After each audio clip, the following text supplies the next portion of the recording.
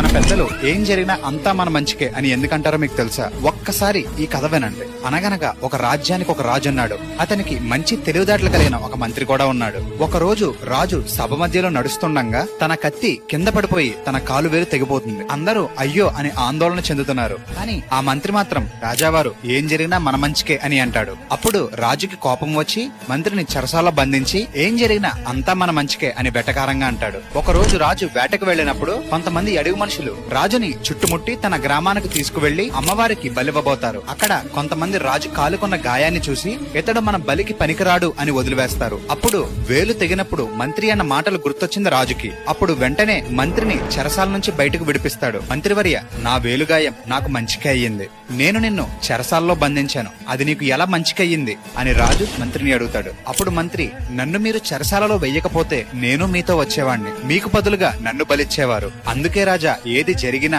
అంతా మన మంచికే అని అంటాను. ఈ కథ మీకు నచ్చినట్లయితే మన పెద్దవాళ్ళు చెప్పిన ఈ మాటలకి ఒక సెల్యూట్ కొట్టండి.